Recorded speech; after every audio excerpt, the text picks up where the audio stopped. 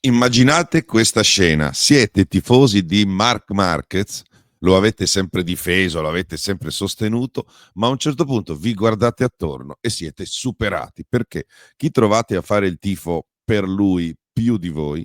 I tifosi di Bagnaia, ex Valentino, cioè proprio loro, gli stessi che per anni lo hanno insultato, l'hanno sminuito, odiato perché osava vincere contro il loro idolo precedente, Valentino Rossi. E oggi, nel tentativo disperato di giustificare ogni fatica di Pecco, si stanno trasformando nei più accesi e inconsapevoli fan di Marquez. Tifano Marquez molto, ma molto più di voi. Non ci credete? Ve lo faccio vedere. Guardate un po'. Sigla.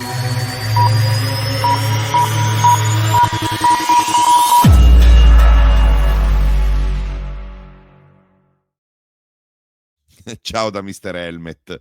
Ciao da Mr. Helmet. Secondo una certa narrativa, il mondiale MotoGP 2025 sarebbe una grande sfida fra Marc Marquez e Pecco Bagnaia, una rivalità da copione. Peccato che le classifiche dicano altro. Oggi, prima della gara sprint di Silverstone, lo collochiamo questo video, i fatti parlano di una vera lotta fra Marquez e suo fratello Alex, però non importa, magari finirà così, ma magari le cose cambieranno, però per adesso va in un altro modo, no? Rispetto a quello che ci si sarebbe aspettati. Lasciamo stare i numeri, qui il punto è un altro.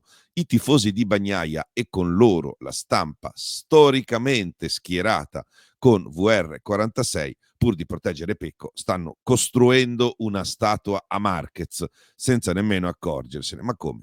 Lo fanno iniziando mentre pronunciano frasi tipo la GP25 ha problemi e infatti si vede con Pecco, Marquez sta mascherando i difetti di questa GP25. Aspetta un attimo, cosa?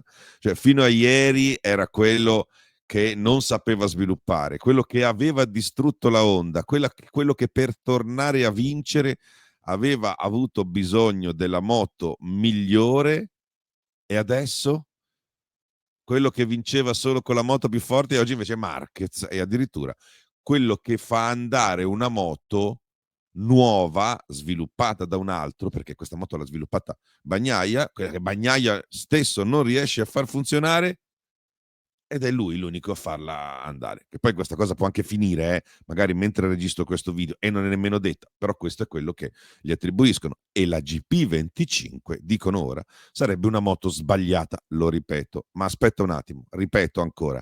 Chi l'ha sviluppata? Proprio Pecco. Chi la sta facendo andare forte? Marquez.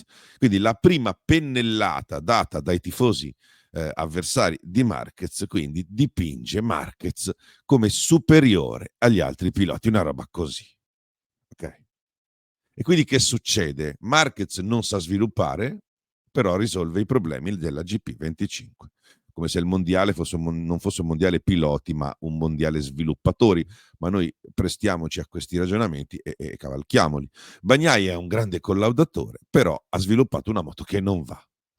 Ducati fa le moto perfette da sempre, Marquez scappa via da Honda per salire sulla moto perfetta, però ora serve lui per farla andare e le moto vecchie vanno meglio e chi doveva essere il caposquadra non lo è. Marquez in Honda guidava una moto sviluppata da Pedrosa che però non vinceva mai, mentre lui sì. Se n'è andato Marquez e Honda è finita letteralmente all'inferno, non ha vinto più niente a nessuno.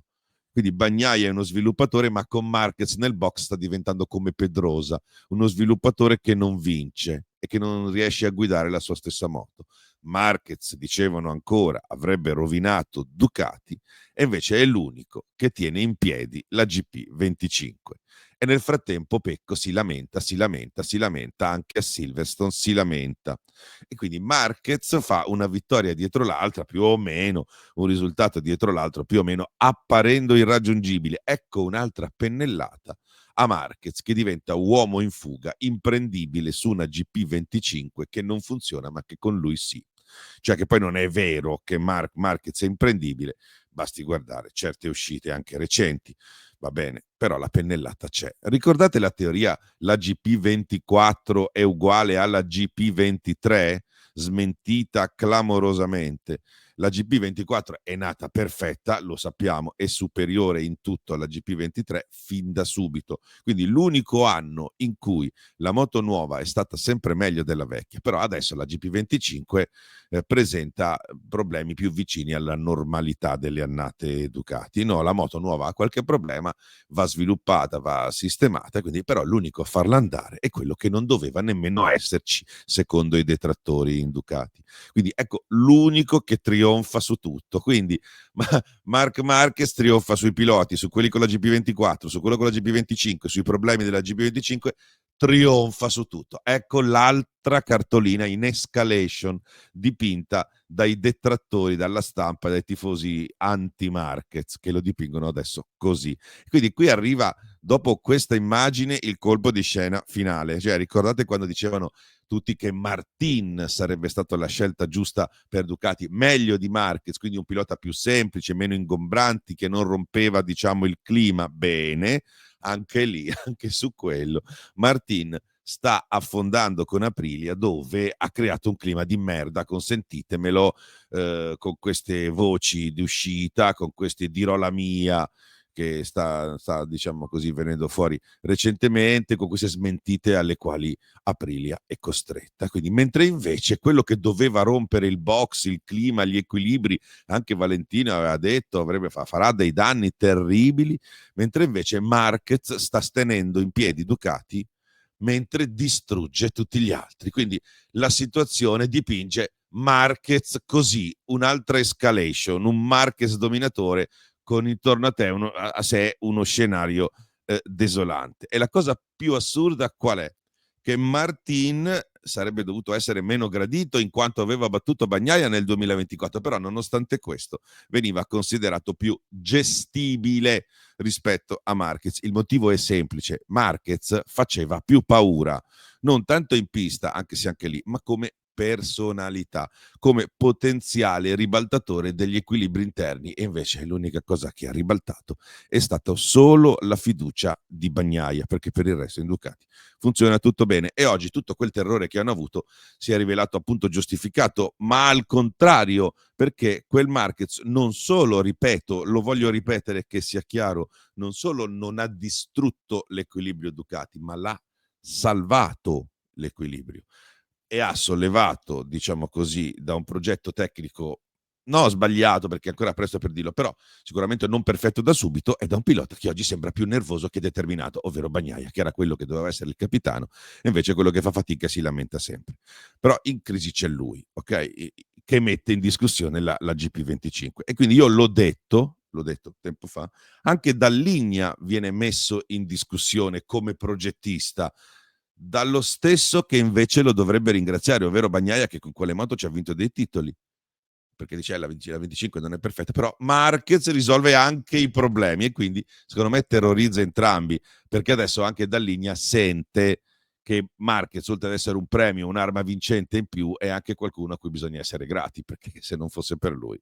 Ok, altra immagine, escalation, altra immagine di Marquez dominatore, e Bagnaia e Dall'Igna per diversi motivi spaventati, ok, uno perché viene battuto e l'altro perché rischia di diventare dipendente da questo Marquez. Alla fine proprio quei tifosi che volevano Marquez fuori oggi sono costretti, per difendere Bagnaia, a riconoscere che Marquez è più forte, più concreto e più utile a Ducati.